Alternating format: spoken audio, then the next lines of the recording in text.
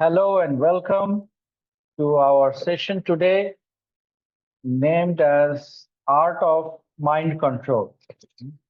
The session name today is Art of Mind Control.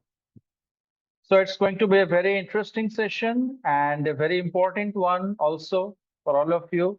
So please hear with rapt attention so that you can grasp the subject matter very nicely.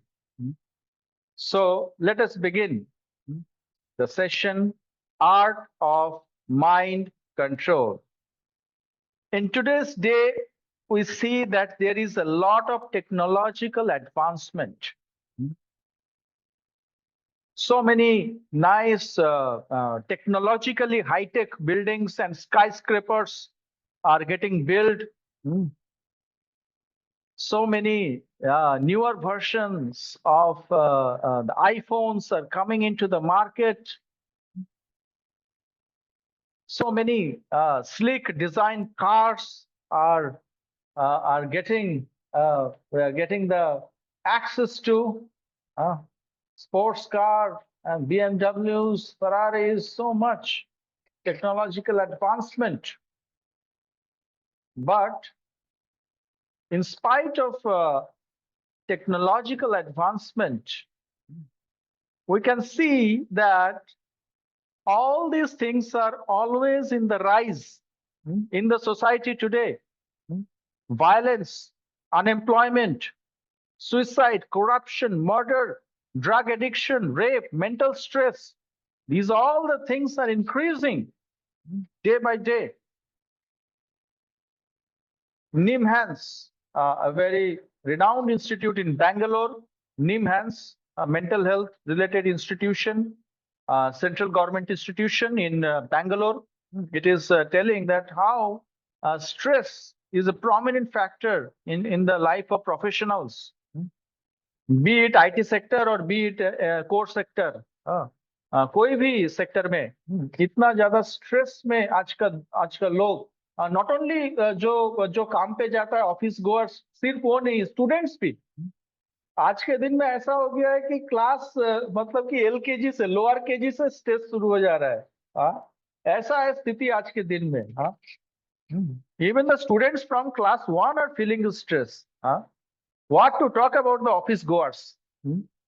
So today's day, this stress and mental health related problems are very, very prominent. And due to these factors, people are taking into drugs, people are taking into alcohol, liquor. They want to just forget the stress for some time. Therefore, the alcohol consumption is also increasing in India. The youths are getting more and more addicted to alcohol and liquor and different kinds of drugs and intoxications. So this is happening just to forget the stress. And it is not that only ऐसा नहीं है कि सिर्फ intoxication बोलिए, wine बोलिए, और cigarette बोलिए, बीड़ी बोलिए, गांजा बोलिए. ऐसा नहीं है कि सिर्फ ये सब चीजें ही एडिक्शन का कारण बन रहा है. ये सब चीज तो एडिक्शन है ही है. Definitely these are addictions. cigarette, wine, bidi, gaja, these are all addictions, definitely. But at the same time, the internet addiction, people are taking shelter of different internet addictions. It may be pornographic addiction, it may be video game addiction, it may be other social media addictions, or so many types of different addictions which are available on the mental platform through the mobile phone. That is, people are taking shelter of those things in order to forget the reality of life, in order to forget the difficulties of life. They're taking the shelter in these things, either in the intoxications, wine, gaja, cigarette, bidi, or in different aspects of the mental addictions through the mobile phone or laptops. They're taking shelter of that. So studies have shown that in our mind, on an average 60,000 thoughts comes. every single day. And among those thoughts, among those 60,000 thoughts, 77% of them are working against us. Either those are negative thoughts, destructive thoughts. We all know we have, we can imagine we have a bad dog inside us. Inside us, we have a bad dog and a good dog. What is this bad dog? Bad dog means this the wrong thoughts which comes into the mind. And the good dog is the good thoughts which comes into the mind. And we can analyze ourselves. हम लोग अपने आप को सोच सकते हैं कि कैसे कैसे हम लोग का दिन में रॉन्ग थॉट से ज्यादा आता है या फिर टाइम वेस्टिंग थॉट से ज्यादा आता है। जो काम का जो चिंता है वो सोचिए कितना सारा दिन में कितना आता है, सोचिए। और अच्छा जो पॉजिटिव चिंता है सारा दिन में कितना आता है।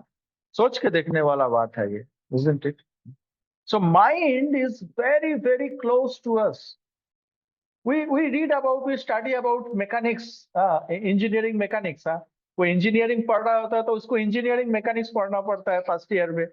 थोड़ा बहुत सब डिपार्टमेंट कोई सा भी डिपार्टमेंट हो, कुछ ना कुछ थोड़ा सा वो पढ़ना पड़ता है, वो वाला सब्जेक्ट। इंजीनियरिंग मैकेनिक्स बोला जाता है उसको। तो अब देखिए माइंड का मैकेनिक्स कहाँ है भाई, ये सोचे हम लोग कभी? Where is the mechanics of the mind? Should we not study the mechanics of the mind? We should study actually, because mind is the thing which is most close. It is the closest to us. वो सबसे पास है कि नहीं, बोलिए? तो mind के बारे में कौन बोल रहा है? माइंड के बारे में बोल रहा है भगवत गीता, द स्क्रिप्चर्स। शास्त्र हम लोगों को माइंड के बारे में बोल रहा है, मन के बारे में बोल रहा है।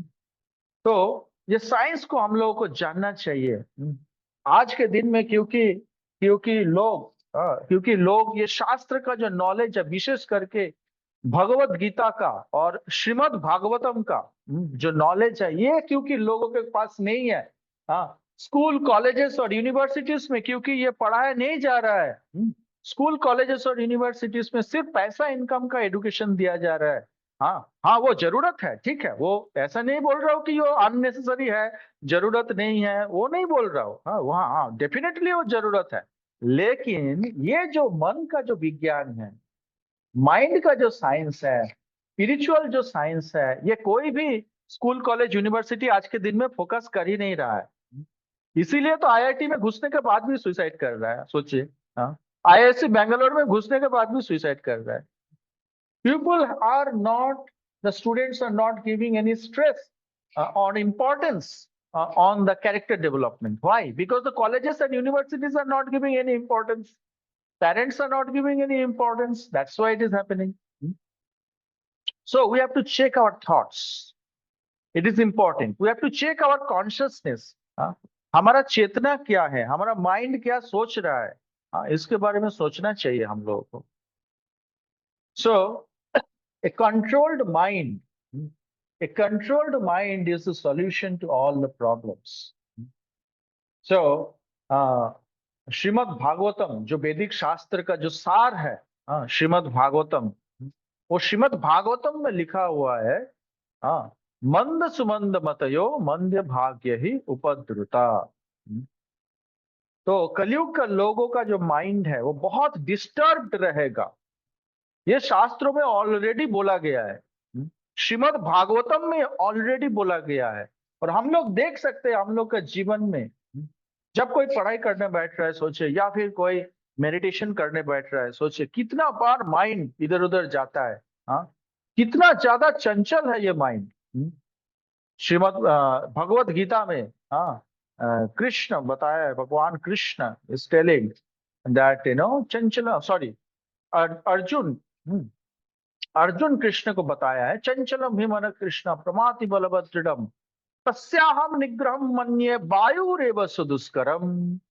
अर्जुन कृष्ण को बता रहा है कि मैं इस दुनिया का पूरा वायु, मेरा बाण से मैं कंट्रोल कर सकता हूँ, मेरा एरो से मैं पूरा दुनिया का वायु कंट्रोल कर सकता हूँ, लेकिन हे कृष्ण मैं अपना मन को कंट्रोल नहीं कर पा रहा हूँ।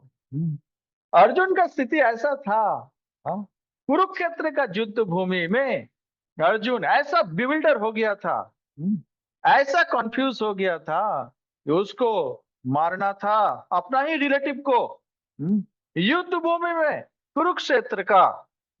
लेकिन वो जब पहुंचा बैटलफील्ड में, जब वो पहुंचा तब वो पूरा बिविल्डर हो गया, उसका दिमाग काम करना पूरा बंद कर दिया था। तो कृष्ण का शरण लिया। हाँ, तो उस भगवत गीता में अर्जुन बोल रहा है कि वो अपना माइंड को कंट्रोल नहीं कर पा रहा है। तो इतना बड़ा फैक्टर है ये mind. So before understanding the mind, let's ask the most fundamental question. So what is the most fundamental question of our life? Let us see. The most fundamental question of our life is, who am I? ये सबसे fundamental question है हम लोग का जीवन का। हम कौन है? हमारा तो बहुत सारा आइडेंटिटी है, लेकिन कौन सा आइडेंटिटी परमानेंट है वो हम लोगों को समझना पड़ेगा। वो हम लोगों को देखना पड़ेगा कि कौन सा आइडेंटिटी मेरा वो कभी चेंज नहीं होने वाला है, वो परमानेंट रहेगा। वो हम लोग का एक्चुअल आइडेंटिटी है। हम लोग बोल सकते हैं कि हम लोग मनुष्य है, ठीक है, तो मृत्यु के बाद क्या? हाँ, पता नहीं मृत्यु के बाद क्या होगा। हाँ, मनुष्य शरीर तो जला दिया जाएगा ना, बोलिए। हाँ, उसके बाद क्या बोल पाएंगे? क्या श्योर है क्या बनेंगे उसके बाद? हाँ, तो सोचना चाहिए। हाँ, अभी कौन सा स्कूल में पढ़ रहा है, कॉलेज में पढ़ रहा है, कॉलेज से पास आउट हो जाएगा, उसके बाद क्या? हाँ, वो कॉलेज का स्टूडेंट तो नहीं रहेगा, कॉलेज का पास आउट बन जाएगा वो। कोई भी कंपनी में नौकरी कर रहा है, कंपनी चेंज कर लिया तो वो कंपनी का एम्प्लॉय नहीं रहेगा। हाँ, वो आईडी कार्ड चेंज करना पड़ेगा, है कि नहीं? बोलिए, कंपनी का आईडी कार्ड फिर चेंज करना पड़ेगा। तो एक्चुअल आइडेंटिटी क्या है भैया, वो तो सोचना चाहिए। लेकिन इस दुनिया का कोई भी लोग, सोचिए कितना लोग सोचता है कि मेरा एक्चुअल आइडेंटिटी क्या है, उसके बारे में सोचे, बोलिए। Hardly few people think about that. तो मनुष्य जन्म में ये क्वेश्चंस करना चाहिए, नहीं तो हम लोग पशु के भांति जीवन जी रहे हैं तब। We are only animals in that case, nothing else than animals. Sophisticated educated animals and nothing else. जो चार चीज कर रहा है, ईटिंग मेटिंग स्लीपिंग डिपेंडिंग। आहार निद्रा भय मैथुन, eating mating sleeping and defending. तो एडुकेटेड सोफिस्टिकेटेड एनिमल बन के कोई फायदा है, बोलिए? हाँ, मनुष्य जन्म में तो हायर क्वेश्चन करना चाहिए कि नहीं? आए, हाँ, जरूर चाहिए, अवश्य करना चाहिए। तो इसलिए ये एक एक्सपेरिमेंट है, ये एक्सपेरिमेंट हम लोग देखते हैं। तो मान लीजिए कि कोई बोल रहा है कि ये मेरा हाथ है, ये मेरा पैर है, ये मेरा बाल है, ये मेरा फोरहेड है, ये मेरा माउथ है, ये मेरा शरीर है, ये मेरा कान है, हाँ, ये मेरा आंख है। तो हर बार वो क्या बोल रहा है? वो ये बोल रहा है कि ये मेरा, ये चीज किसका है? मेरा है, मेरा। वो तो मैं नहीं बोल रहा है। वो क्या मैं बोल रहा है? हाँ, नहीं। वो हर बार क्या बोल रहा है? मेरा बोल रहा है। इवन माइंड के साथ भी वो भी क्या बोल रहा है? मेरा मन है ना? मेरा मन आज को खराब है। हाँ, उसमें भी तो मेरा लगा रहा है ना, मैं तो नहीं लगा रहा है ना, बोलिए।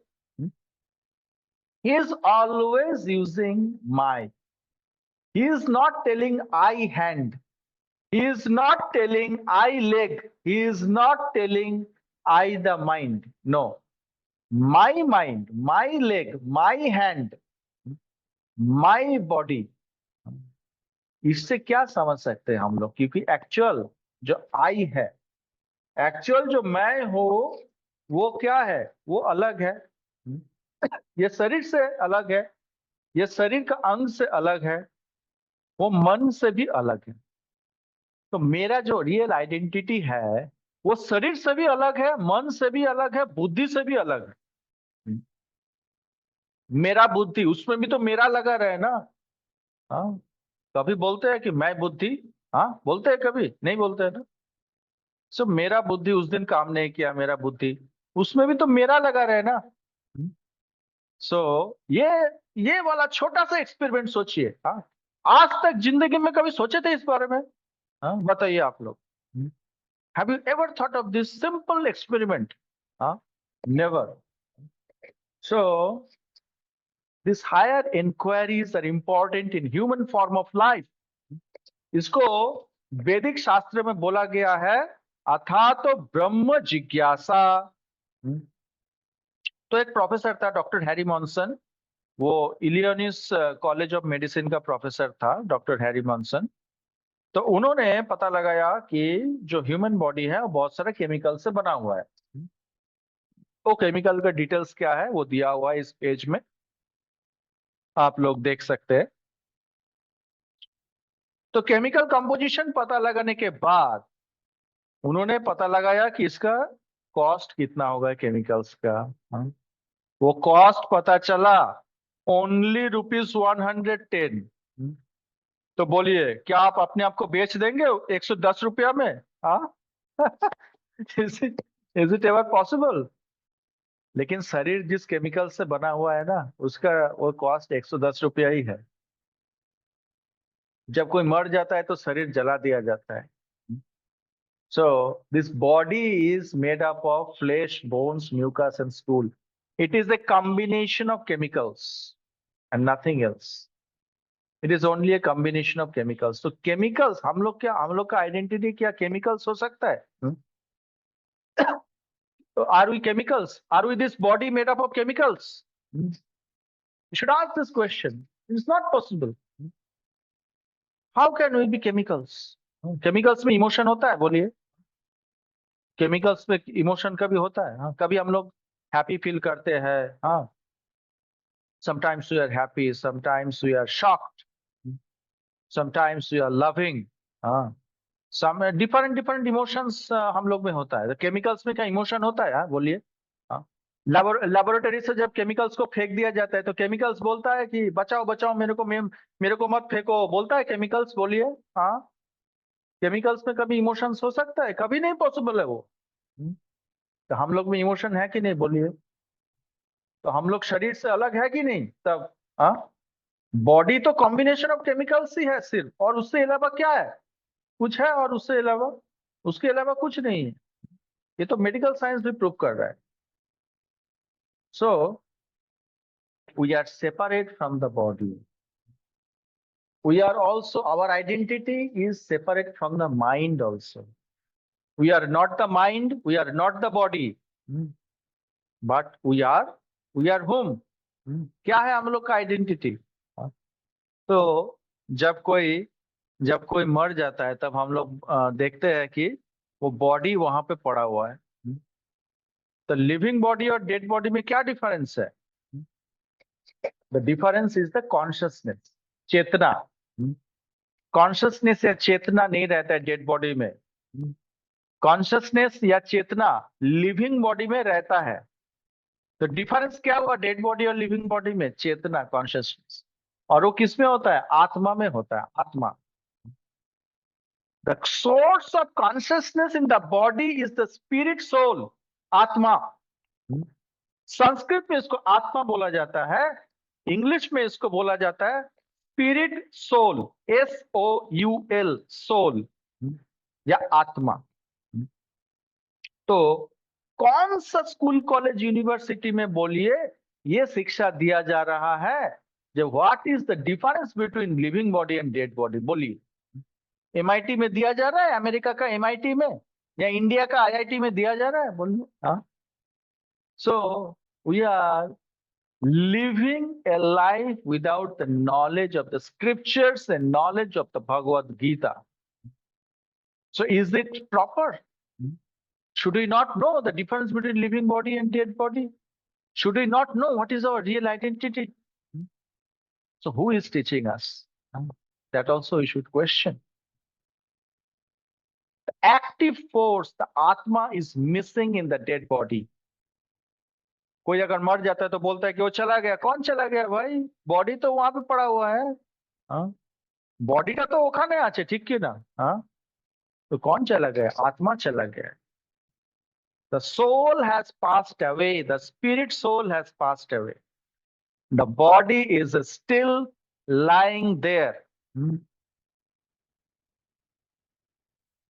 तो ये बॉडी और सोल को हम लोग कंपेयर कर सकते ड्राइवर और कार के साथ। जब ड्राइवर छोड़ के चला जाता है गाड़ी को, तब गाड़ी चल पाएगा? बोलिए, नहीं, नहीं चल पाएगा। ड्राइवर घुसेगा तभी गाड़ी चल पाएगी। तो ड्राइवर इज नीडेड। अगर एआई एनेबल्ड कार है, उसमें भी तो प्रोग्रामिंग किया हुआ है ना, किसी के न किसी को तो वो चलाना पड़ेगा ना। वो तो कोई ना कोई रिमोट कंट्रोल तो कर रहा है ना। हाँ, तो ड्राइवर के बिना कार नहीं चल सकता है। सिमिलरली आत्मा के बिना बॉडी नहीं चल सकता है।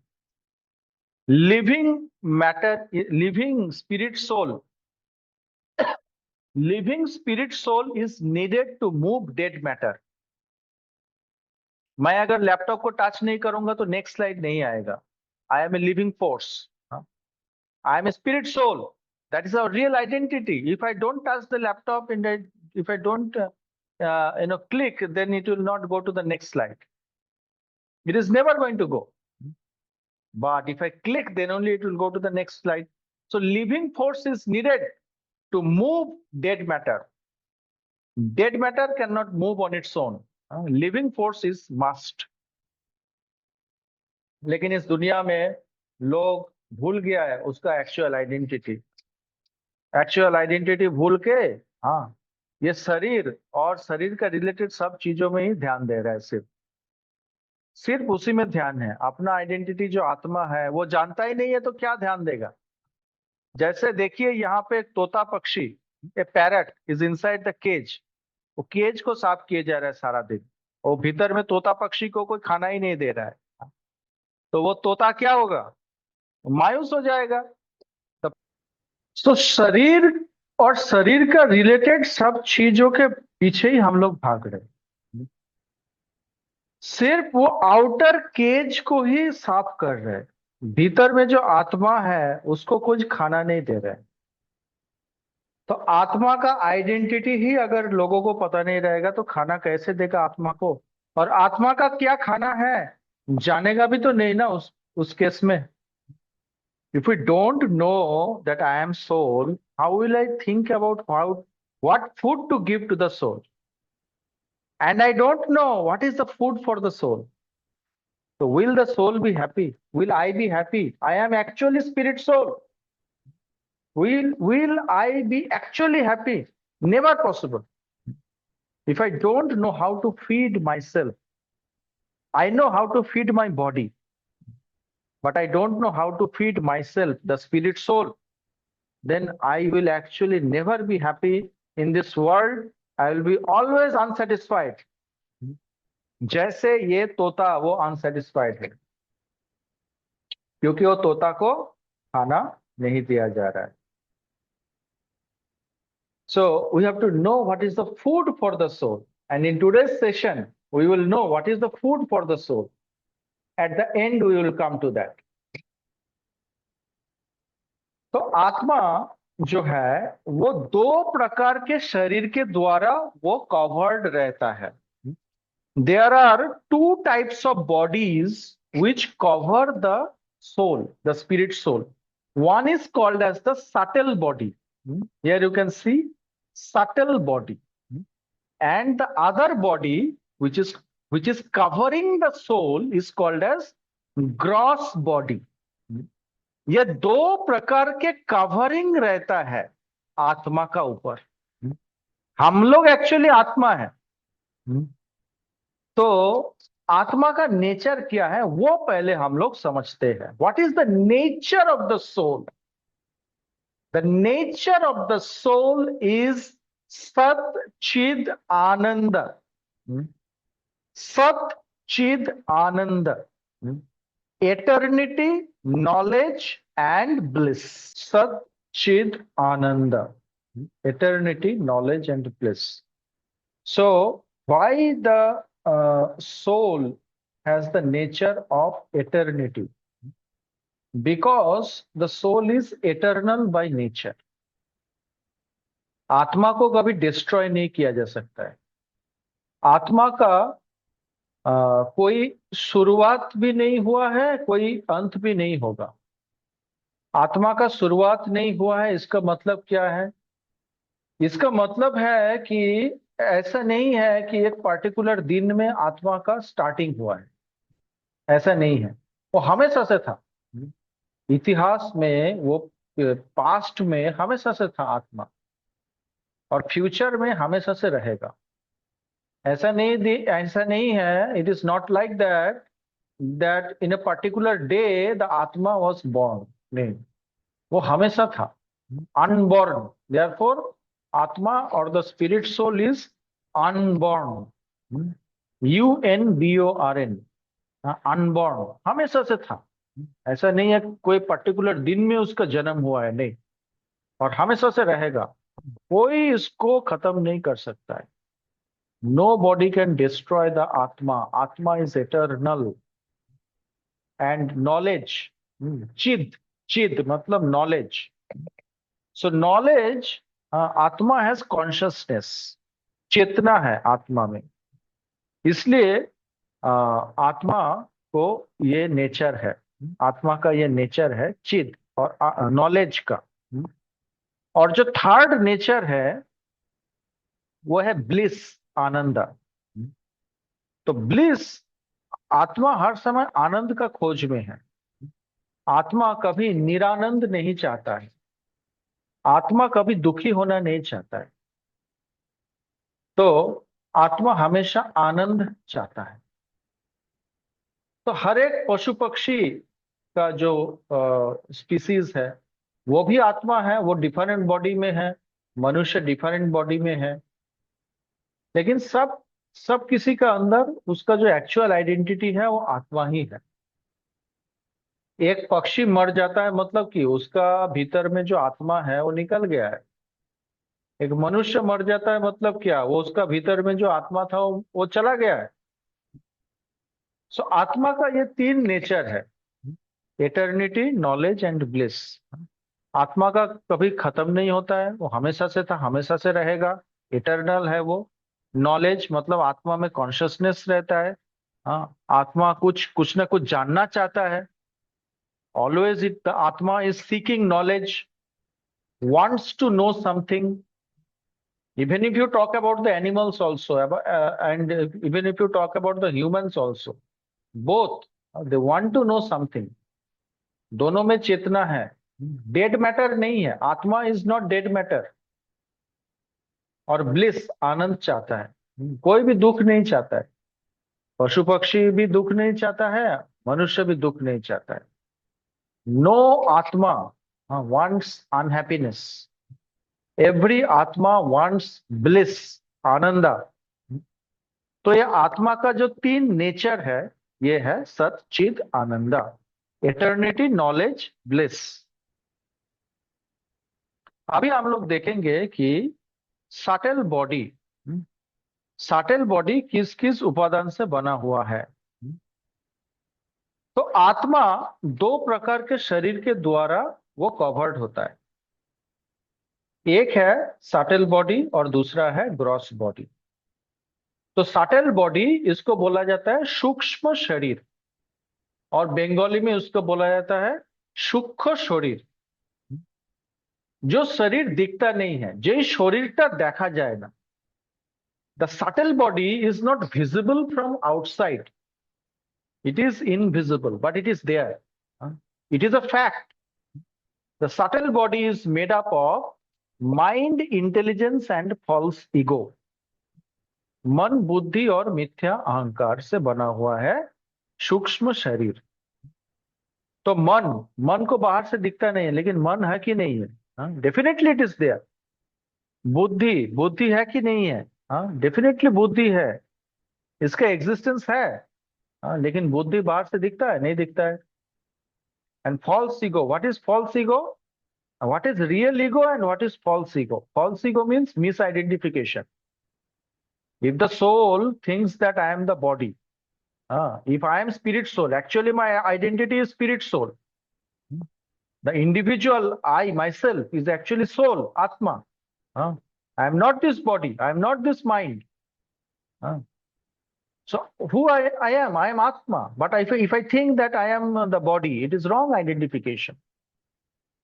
It is misidentification. And that is called as false ego. और रियल ईगो क्या है? जब हम लोग जानते हैं कि हम लोग आत्मा है. That is real ego. When you know that I am situated in my right constitutional position, that I am spirit soul, that is real ego. But false ego is that misidentification. If I think that I am the body, that is called as false ego. So मन, बुद्धि और मिथ्या अहंकार से बना हुआ है सूक्ष्म शरीर या subtle body. It is made up of mind, intelligence and false ego. So let us come to the gross body. ये ग्रॉस बॉडी ही वो बॉडी है जो बाहर से दिखता है. जो शरीर हम लोग को बाहर से दिख रहा है वो ग्रॉस बॉडी है. Subtle body you cannot see from outside. The Atma is even more subtle than the subtle body. तो मेटेरियल आंख से, इस आंख से हम लोग आत्मा को देख ही नहीं सकते हैं. Because it is spiritual. The soul is spiritual but the body is material. The body is temporary but the soul is eternal. The body has a birth date and it will have a death date. But the atma does not have a birth date and it will never have a death date. तो gross body वो शरीर है जो मृत्यु के time destroy हो जाता है. कि ग्रॉस बॉडी डिस्ट्रॉय होता है मृत्यु के टाइम. तो ग्रॉस बॉडी क्या क्या चीजों से बना हुआ है? The panch mahabhuta, earth, water, fire, air, ether. ये 5 जो उपादान है, भगवत गीता में इसको बोला गया है पंच mahabhuta. Earth, water, fire, air, ether. तो ये पंच उपादान से बना हुआ है ग्रॉस बॉडी. इसको हिंदी में बोला जाता है स्थूल शरीर, या फिर बंगाली में इसको प्रॉपर बंगाली में इसको बोला जाता है स्थूल शरीर. जो बाहर से दिखता है वो वाला जो बॉडी है, gross body. So earth, water, fire, air, ether, it is made up of this panch mahabhuta, the 5 elements. So this is how the total body, the 2 kinds of bodies, that is the subtle body and the gross body, is made up of these elements. And the Atma is Sat Chid Ananda. So think about your 5-year-old picture. When you were 5 years old, now if you see that picture, will you be able to identify that this was yourself only? So the body has completely changed. The 5-year-old body and the young man's body, or a young boy's body, is completely changed. Medical science tells that in 7 years, all the cells in the body completely changes their chemical composition, or their composition. So the body has entirely changed. When the person will grow old, the old man's body is not the same as the young man's body. The body has completely changed, but the identity has remained. The identity is the same. वो वही व्यक्ति है, वही same व्यक्ति ही है, same person. The personality has not changed, but the body has completely changed. So why the person has not changed? Because that person is actually the spirit soul, Atma. तो आत्मा एक टाइप का शरीर से दूसरा type का शरीर में रीइनकारनेट करता है. रीइनकारनेट करता है. आत्मा जब एक छोटा बच्चा का शरीर में है 5 साल का बच्चा का शरीर में है, उसके बाद आत्मा वही है, शरीर चेंज हो रहा है, तो वही आत्मा फिर प्रेजेंट है यंग मैन का बॉडी में, और फिर वही आत्मा प्रेजेंट है ओल्ड मैन का भी बॉडी में। तो बॉडी चेंज हो रहा है, आत्मा वही है। The person is that same person, although the body is changing from young body to old man's body, beginning from baby body. So like that. So Bhagavad Gita is telling about this fact. So Bhagavad Gita 2.13 is telling that the embodied soul continuously passes in this body from boyhood to youth to old age. So इसी तरीके से आत्मा मृत्यु का time पे ये शरीर से ही निकल जाता है, क्योंकि ये शरीर ही रहने लायक नहीं होता है। When the body is useless, the soul has to give up this body, and the soul passes on to another body at death. So in this way, the soul is reincarnating from one type of body to another type of body, and finally, at the time of death, the soul is passing from that body to another body. So the body is destroyed. The gross body is destroyed at the time of death. So this is a great science. Now we will see a very interesting thing. Now we come to the mechanics of the mind. We'll see what is actually the mind. ये मन क्या है actually. तो यहाँ पे आप लोग देख पा रहे हैं कि सेंसेस है। The senses, above the senses is the mind, and above the mind is the intelligence. Okay. So what is senses? Senses is nothing but जो इंद्रिय है, the senses. These are the gateway through which all information enters our mind. तो ये मन जो है वो उस मन में जितना इंफॉर्मेशन है वो कहाँ से घुसता है? आंख से कुछ इंफॉर्मेशन मिल रहा है, कान से कुछ इंफॉर्मेशन मिल रहा है, स्किन से कुछ इंफॉर्मेशन मिल रहा है, नाक से कुछ इंफॉर्मेशन मिल रहा है, टंग से कुछ इंफॉर्मेशन मिल रहा है। So in this way, different types of informations are entering into the mind through the gateway of the senses. Right? And what is the mind? You can see here it is written. Mind is nothing but the storehouse of, ये godown है, godown store house, ठीक है। किसका store house है ये? It is the store house of thoughts, unfulfilled desires and previous experiences. Thoughts, unfulfilled desires and previous experiences. ये तीन चीजों का गोडाउन है, या फिर कहे तो स्टोर हाउस है ये माइंड।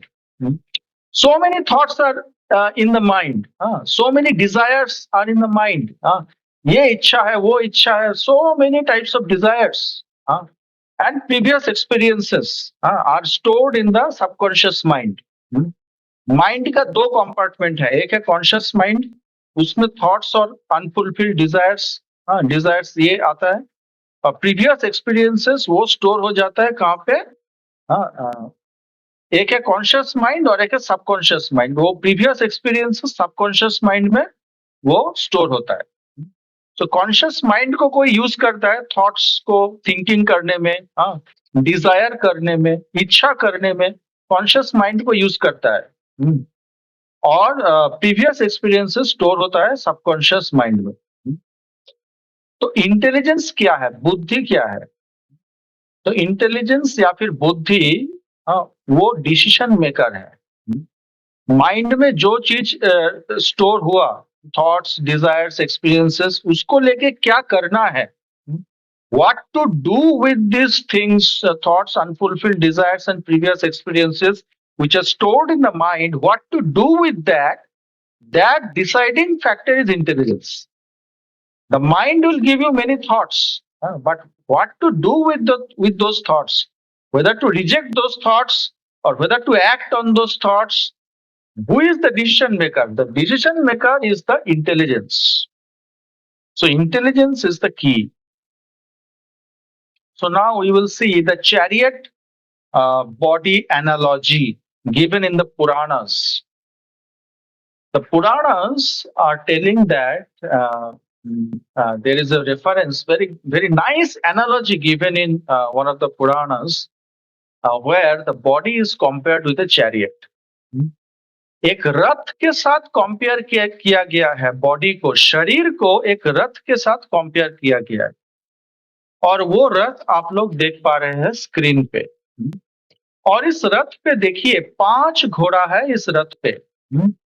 इस रथ को खींच रहा है 5 घोड़ा, और ये 5 घोड़ा जो है वो 5 सेंसेस को रिप्रेजेंट करता है। Now you see the horses, the horses are running in different directions. The horses are very, in unsteady condition. If you see, बहुत ज्यादा चंचल है, जैसे सेंसेस, सेंसेस अपना सेंस ऑब्जेक्ट के तरफ दौड़ता है। So there are 5 knowledge acquiring senses.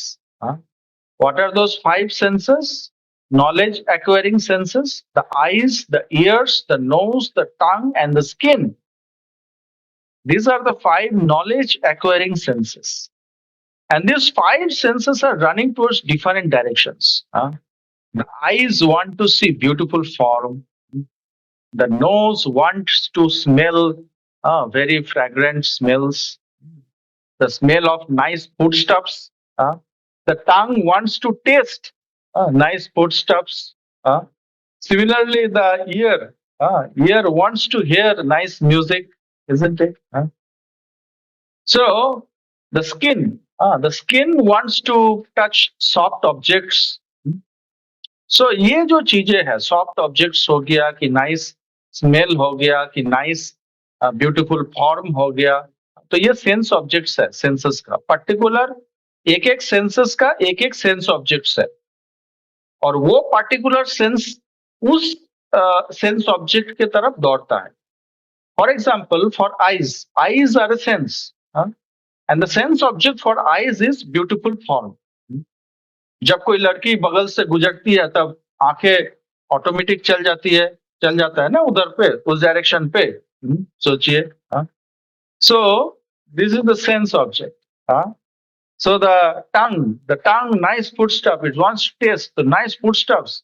It is the sense object for the tongue. Similarly, soft things, the skin wants to touch soft things. So for skin, the sense object is the soft objects, the soft things. For example, we like to sit in a sofa, very soft sofa. We feel nice. Actually, the skin is feeling nice because it is sitting in a soft object. So like this, these 5 horses represent the 5 senses. Okay. Now you see the rope, जो लगाम है, जो ये घोड़ा के साथ लगा हुआ है और ड्राइवर इस लगाम को पकड़ा हुआ है। तो ये लगाम जो है, जो रोप जो है, वो है माइंड। जिस रस्सी से ड्राइवर खींच रहा है ये सेंसेस को, वो है माइंड। और जो ड्राइवर है वो कौन है? वो इंटेलिजेंस है। If the intelligence is bewildered, then the senses is uncontrolled. So driver अगर ठीक से वो strong नहीं है उतना, if the intelligence is not strong, then the chariot will not be able to move in a proper way. So driver needs to be strong. So here the intelligence, the driver plays a very big role. And the passenger, who is in the white dress, you can see the passenger of this body is the soul. the Atma. So, if the driver is not able to drive the body nicely, if the driver is not able to drive the chariot nicely, then who will feel suffering? The passenger will feel suffering. So, if our intelligence is not strong, then ultimately we will have to suffer. We, the spirit soul, every one of us, his actual identity is spirit soul, Atma. So हम लोगों को कष्ट पाना होगा अगर हम लोग का बुद्धि शार्पेंड नहीं है, बुद्धि अगर स्ट्रांग नहीं है, क्या सही है और क्या गलत है उसका डिटर्मिनेशन और डिस्क्रिमिनेशन पावर अगर नहीं है, हाँ, बुद्धि अप्लाई करके, तो एक्चुअली हम लोग को कष्ट पाना होगा. So ultimate suffering will happen to the soul, the Atma. So Atma is spiritual. Here everything else is material. The gross body is also material and the subtle body is also material. But the Atma is constitutionally different from both gross body and the subtle body. The Atma is completely spiritual. But the mind, intelligence, false ego, the subtle body, it is material. Similarly, the gross body, it is also material. So now the question is how to make the intelligence strong. So for making the intelligence strong, one has to know and practice the spiritual books like Bhagavad Gita, Srimad Bhagavatam, the Vedic scriptures. शास्त्र, जो वैदिक शास्त्र है वो हम लोग को बताता है कि कौन सा चीज सही है और कौन सा चीज गलत है, कौन सा मार्ग में चलना चाहिए, ये चीज हम लोग को बताता है वैदिक शास्त्र. Unfortunately, we do not have access to these Vedic scriptures. Neither these are taught in the school, colleges, and universities. So Bhagavad Gita is a very practical book. Lord Shri Krishna told this Bhagavad Gita to Arjuna in the battlefield of Kurukshetra. It is most practical knowledge and it must be applied in human form of life. So when we can apply these teachings in our life, when we get that association, जिस संघ में जहां पर लोग ये भगवत गीता और वैदिक शास्त्रों को, श्रीमद् भागवतम को अपना जीवन में प्रैक्टिस करने का कोशिश कर रहा है, वैसा लोगों का संघ में हम लोग ये प्रैक्टिस कर सकते हैं. अकेला अकेला संभव नहीं है. Alone we don't have that power. So we need the association of persons who are trying to practice this Vedic science in their life. So this place is meant for that, giving that association to all of you. Here you get that association where you get those persons who are trying to apply the Bhagavad Gita principles and the Vedic principles in their own life. So this good association or spiritual association and culture, it is most important. This is very rare actually. In this world, getting spiritual association is very, very rare. बहुत भाग्यवान लोगों को ही मिलता है ये. सबको opportunity नहीं मिलता है. तो ये अपॉर्चुनिटी जिसको मिल रहा है उसको बहुत ही केयरफुल होके वो एसोसिएशन का अपॉर्चुनिटी को मेंटेन रखना, that is very essential. So when the mind is controlled, there is lots of benefits of that. There are lots of benefits. There is determination, good memory, good health, confidence, good relations, free from anxiety, equilibrium, trust, peace, happiness. All these are the benefits of controlled mind. So Bhagavad Gita में एक श्लोक है, बहुत important है वो श्लोक. वो श्लोक है कि मैं बता रहा हूं, बंधुर आत्मात्मनस्तस्य येनात्मैवात्मन जिता येनात्मैवात्मना जितौ अनात्मनस्तु शत्रुत्वे वर्तितात्मैव शत्रुवत्. तो ये बहुत ज्यादा इंपॉर्टेंट श्लोक है भगवत गीता से। सो ये श्लोक हम लोग का प्रैक्टिकल लाइफ में बहुत ज्यादा इंपॉर्टेंट है। बंधुर आत्मात्मनस्तस्य येनात्मैवात्मना जितौ अनात्मनस्तु शत्रुत्वे वर्तितात्मैव शत्रुवत्। इसका मीनिंग क्या है? इसका मीनिंग बहुत सिंपल है। For him who has conquered the mind is the best of friends. But for one who has failed to do so, his mind will remain the greatest enemy. हम लोग का mind अभी controlled है कि uncontrolled है? बहुत चंचल है mind अभी। आप देखिए हम लोग कितना समय, 24 घंटा में हम लोग कितना समय हम लोग बर्बाद करते हैं। We are so much distracted and disturbed. शास्त्रों में बताया गया है कि कैसे कलयुग में जीवात्मा का जो माइंड है वो कितना डिस्टर्ब्ड रहता है। वो श्रीमद् भागवतम में ऑलरेडी बताया गया है। So we can easily feel that, we can easily see that. कितना कंसंट्रेशन रहता है जब पढ़ाई कर रहे हैं हम लोग, सोचिए। So right now the mind is not controlled, and therefore it is greatest enemy. इस श्लोक का मीनिंग बहुत सिंपल है। अनकंट्रोल्ड माइंड ही हम लोगों का सबसे बड़ा एनिमी है, सबसे बड़ा शत्रु है। Uncontrolled mind is the greatest enemy. हम लोग शत्रु बाहर पे ढूंढते हैं, लोगों पे हम लोग शत्रु ढूंढते हैं, लेकिन भीतर का शत्रु देखना भूल जाते हैं। We are always thinking that he is my enemy, he is my enemy, she is my enemy, like that we see.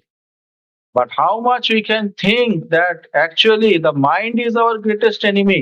Uncontrolled mind is our greatest enemy. When we try to control that mind, that same controlled mind will become the greatest friend. So Bhagavad Gita 6.6 tells us that uncontrolled mind is the greatest enemy and controlled mind is the greatest friend.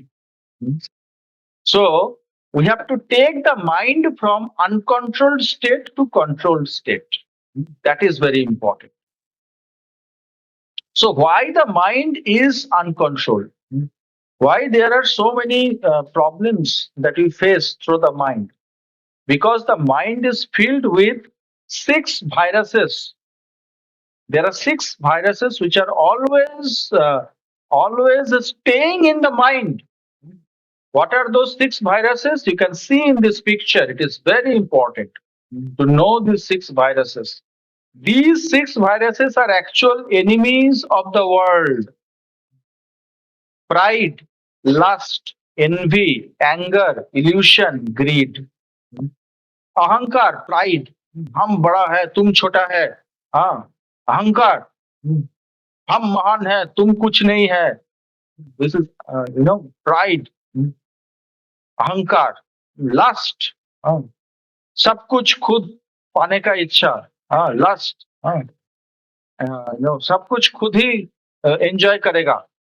ये I am the only enjoyer. Lust, envy, दूसरों का अच्छा होता है तो देख नहीं पाता है। If something good happens to others, we feel very much envious. We feel very much problematic in our heart.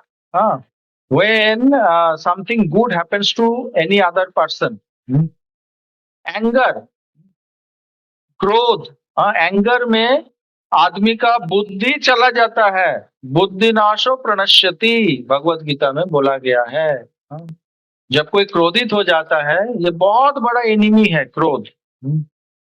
इसको बॉलीवुड में बहुत दिखाया जाता है, बहुत अच्छा है। क्रोध में आ गया, ऐसा किक मारा, पूरा गाड़ी पे ऐसा किक मारा, गाड़ी उड़ गया। लेकिन रियल लाइफ में क्या ऐसा होता है बोलिए? वो खुद ही उड़ जाएगा। क्रोध होगा तो उसका बुद्धि नष्ट हो जाएगा, और बुद्धि काम नहीं करेगा क्रोध में, तो वो क्या करके बैठता है? गलत काम करके बैठता है, और फिर उसको ही प्रॉब्लम फेस करना पड़ता है। So anger is one of the greatest enemies, one of the 6 viruses which are there within the mind. and illusion.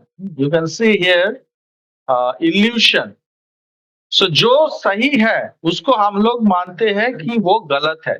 So this is called as illusion. Whatever is good for us, we think that it is bad for us. So जो सही है उसको गलत मान रहे हैं और जो गलत है उसको सही मान रहे हैं. So that is called as illusion. So which is against the reality, which is opposite to the reality. This is called as illusion. So greed, last में है greed, जो लोभ है, जो greed, मेरा पास इतना कुछ है फिर भी हम greedy है, और चाहिए मेरे को, more and more and more. Greed. This is the great problem of this world. So out of greed, one commits so many sinful activities. पाप कर्म कर बैठता है. कोई मान लीजिए कोई गवर्नमेंट ऑफिसर ग्रीड के कारण, लोभ के कारण घूस ले रहा है, करप्शन कर रहा है, उसके पास इतना पैसा है फिर भी उसको चाहिए. ये है ग्रीड, ये है प्रॉब्लम बहुत बड़ा है इस दुनिया का. So ये जो 6 जो वायरस है ना ये माइंड में, ये पूरा दुनिया का एनिमी है. ये सिर्फ हम लोगों का एनिमी नहीं, पूरा दुनिया का एनिमी है. हम लोगों का भी एनिमी है, पूरा दुनिया का भी एनिमी है. और ये 6 वायरस माइंड में घुस चुका है, इसलिए माइंड ही सबसे ग्रेटेस्ट एनिमी. ये 6 वायरस हटाना है माइंड से, तब जाके माइंड कंट्रोल्ड माइंड बनेगा. जब तक ये 6 virus, till the time the 6 viruses are there within the mind will remain uncontrolled mind. Now we can analyze that whether my mind is controlled mind or uncontrolled mind. We can easily analyze. How we can analyze? Do I have pride? Think about that. Do I have lust? And lust is also represented by attraction. Too much attraction towards opposite sex, trying to enjoy, the opposite sex. This is also one of the prominent forms of lust. Too much sex desire. So the lust. Do I have lust or not? Do I have envy? किसी दूसरे को अच्छा होता है तो क्या मेरे को अच्छा लगता है? कि हम हैप्पी होते हैं कि दुखी हो जाते हैं? Do I have anger? You can see, you can analyze this. Do I have anger or not within my mind? Am I not illusioned? जो सही है क्या उसको sometimes कभी-कभी नहीं होता है क्या कि हम उसको अच्छे चीज को गलत सोच के बैठते हैं और गलत चीज को अच्छा सोच के बैठते हैं. Sometimes don't we feel that good things are bad for me or bad things are good for me? Sometimes do we not come under illusion? Do we not? Yes. Am I not affected by greed? लोभ. जब कुछ मिल जा रहा है तो क्या हम लोग उसको लोभ में हम लोग नहीं आते हैं? Don't I have greed in my mind? So when we have these 6 viruses within the mind is actually uncontrolled mind. It is not controlled mind. So you have to remove these 6 viruses from the mind. Then the mind will become a controlled mind. Then that controlled mind will become the greatest friend. So right now it is the greatest enemy actually. So we should not trust our mind. We should always know that the mind is the greatest enemy. We should not put too much faith in the mind. Mind को हम लोग को ज्यादा तवज्जो नहीं देना चाहिए. Mind को हम लोगों को ज्यादा seriously नहीं लेना चाहिए. ये बच्चे की तरह है. ये तो बच्चे का बात को ज्यादा सीरियसली लेता है, बड़े लोग बोलिए तो नहीं लेता है. Similarly, the mind should not be taken too much seriously. Mind will give so many wrong suggestions. सारा दिन में कितना नेगेटिव थॉट्स देता है बोलिए तो. So many negative thoughts it gives. So much time waste the mind is doing. The mind is making us waste so much time in social media. हो रहा है कि नहीं हो रहा है बोलिए? Isn't it happening or not? So therefore we should never trust our mind because our mind is uncontrolled mind. So how to remove the 6 viruses from the mind so that the mind will become controlled mind and that same mind will become our greatest friend. हम लोगों को बनाना चाहिए कि नहीं mind को greatest friend, क्योंकि ये सबसे पास में है, माइंड ही हम लोगों का सबसे पास में है. It is the closest thing to us. तो should we not make the mind our greatest friend? बनाना चाहिए कि नहीं बोलिए? We must make our the mind the greatest friend. Therefore, we must try to remove these 6 viruses from the mind, and therefore we need mantra. मनत्रायते इति मंत्र. मन plus त्र, जो माइंड को डिलीवर करे मतलब क्या है? माइंड से ये 6 वायरस हटाए. जो मंत्र ये माइंड से 6 वायरस को हटाने में सबसे पावरफुल है, वो मंत्र शास्त्रों में दिया हुआ है, और वो है हरे कृष्ण महामंत्र. हरे कृष्णा कृष्णा कृष्णा हरे हरे, हरे राम राम राम हरे हरे. शास्त्रों में, पुराणों में, वेदों में, महाभारत में, सब शास्त्रों में जो बता रहा है कि मंत्र का पावर क्या है. और कलयुग में जो सबसे पावरफुल मंत्र है माइंड को डिलीवर करने के लिए, मतलब कि माइंड से ये 6 वायरस हटाने के लिए, वो शास्त्रों में बताया हुआ है. कलि संतरण उपनिषद में ये बताया हुआ है कि सबसे पावरफुल मंत्र है ये हरे कृष्ण महामंत्र, जो माइंड से ये 6 वायरसेस को हटाता है. माइंड में जो ये 6 वायरस कवरिंग करके बैठ गया है और अनकंट्रोल्ड बना रहा है इस माइंड को, उस 6 वायरस को हटाता है ये हरे कृष्णा कृष्णा कृष्णा हरे हरे, हरे राम राम राम हरे हरे. सो साइंटिफिकली ये प्रूवन है कि कैसे ये माइंड कंट्रोल में हेल्प करता है. When we chant this Mahamantra every day, then the mind becomes, it comes down from agitated state to stable state. Brain wave frequency alpha zone में आ जाता है.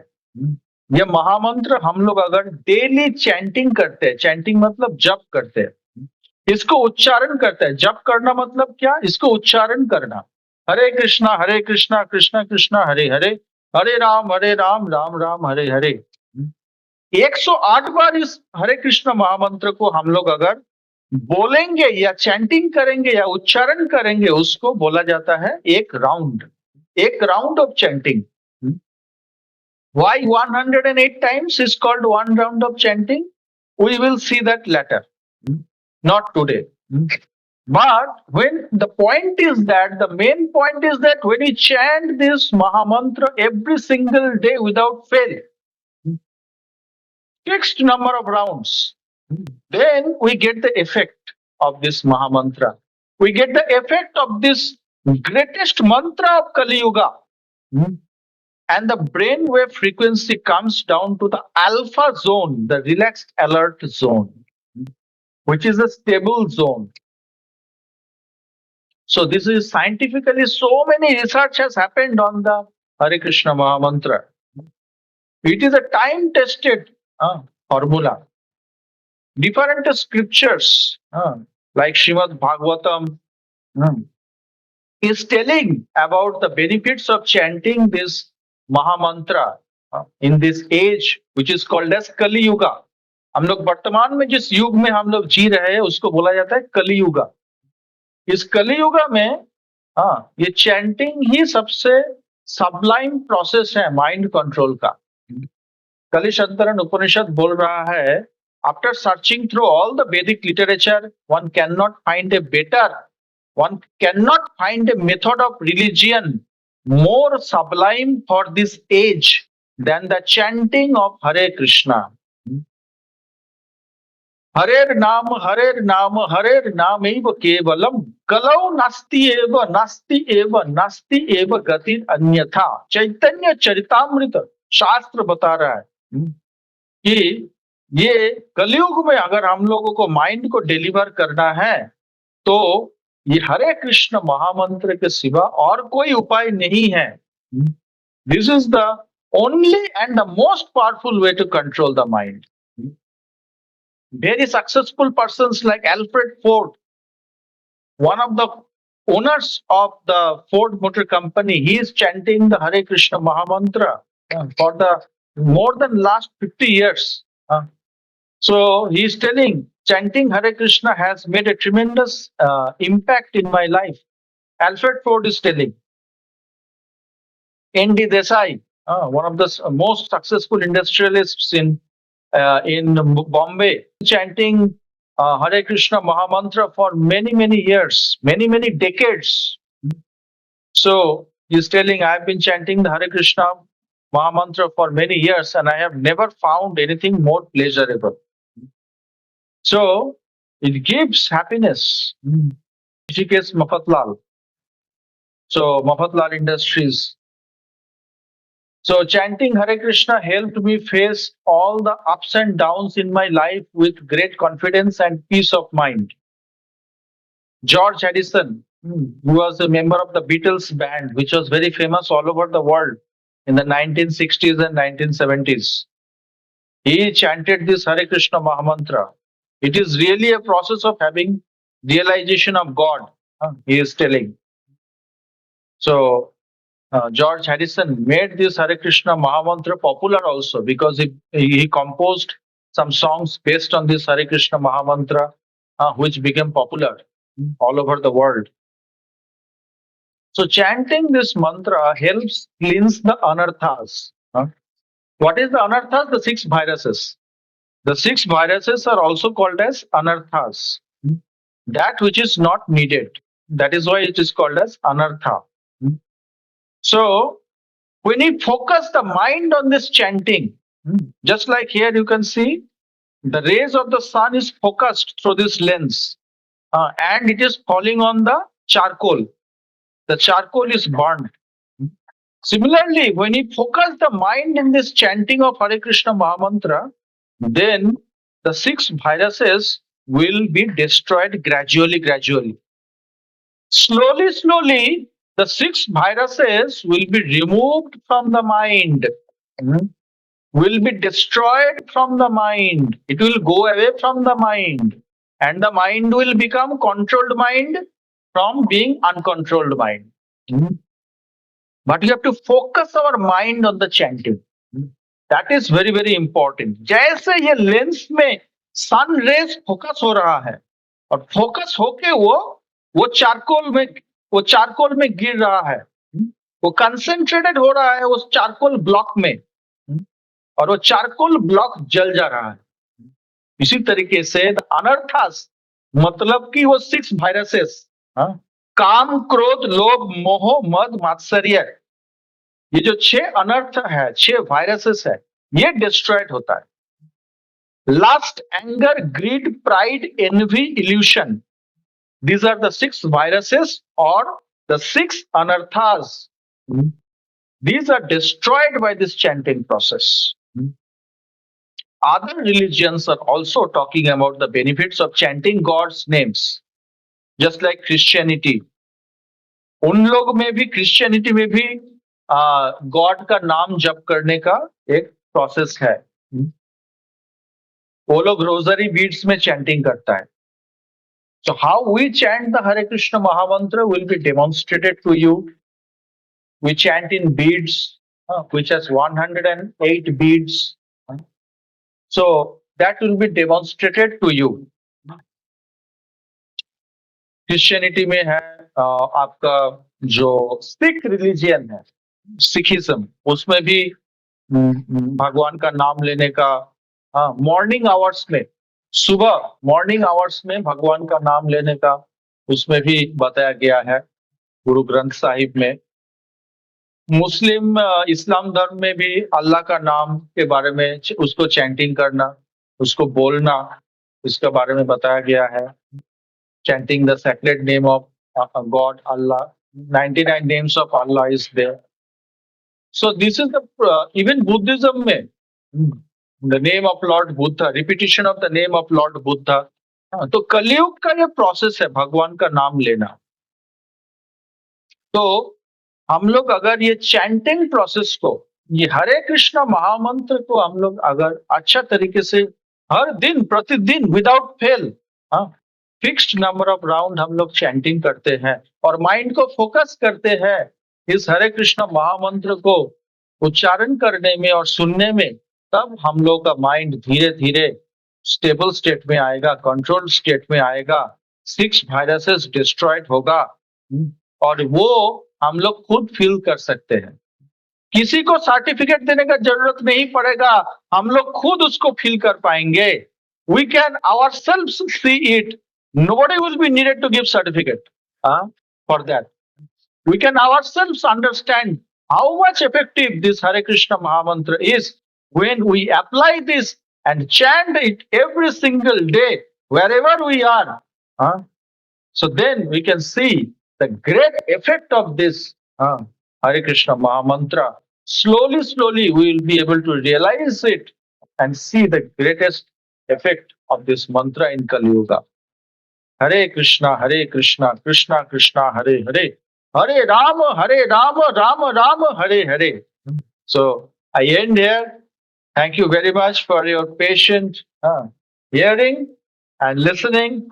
Hope all of you and will apply, and particularly you will apply this knowledge of art of mind control, whose ultimate essence is this Hare Krishna Mahamantra in your life by everyday chanting. Hare Krishna.